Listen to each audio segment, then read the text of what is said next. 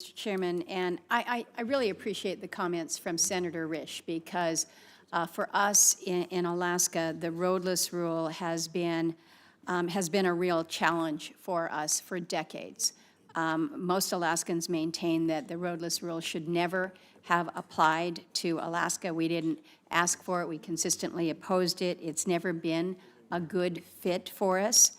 When you think about, particularly in the Tongass, because this is where most of the attention is directed, but with or without the roadless rule, the forest areas within the Tongass remain fully protected through existing laws and through other regulations. So you can have a roadless rule come in, but in terms of the areas that have been protected, and it's what, some 9.2 million acres that just off the top are not subject to application of the roadless rule. And I think there are some who believe that if you remove the roadless rule, that somehow or other, then everything in our forests is available for access, and that's simply not the case.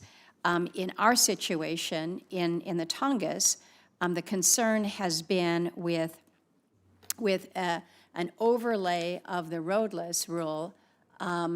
It makes it near impossible to be able to provide for what we would determine to be necessary projects, and that's when you're trying to allow for a transmission, a hydro transmission, to connect two small islanded areas so that they can receive power.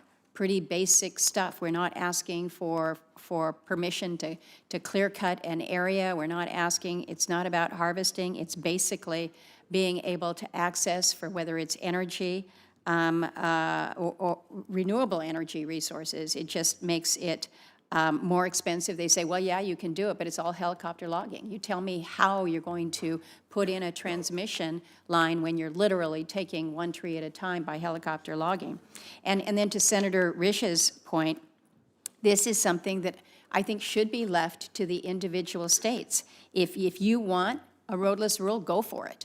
If you don't, you should be able to say no, or you should be able to work the deals, and they are hard, because every acre is important. Certainly, I know in the Tongass, every acre is precious. So we have been battling this for years, and in fairness, what happens is we see this kind of a ping-pong effect between administrations in terms of what can happen within the Tongass and then what is taken off the table in the Tongass. And that stalls out any level of economic activity, whether it is limited timber harvest or whether it is opportunity for more renewable power to proceed, or for tourism.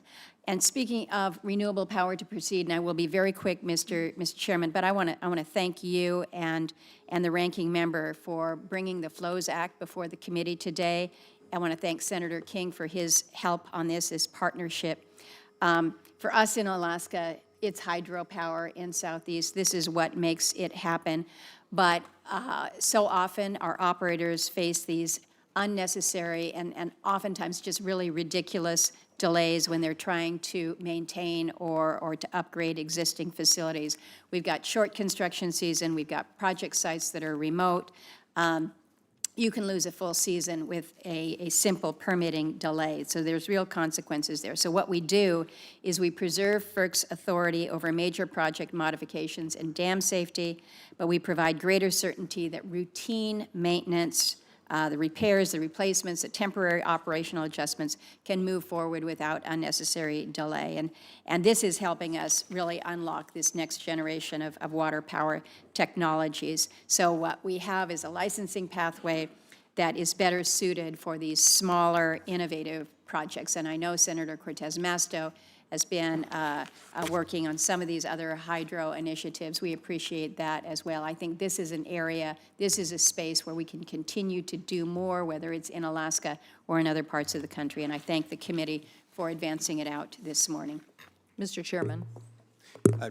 Yes. Just if I could make one quick Yes. comment. I think that what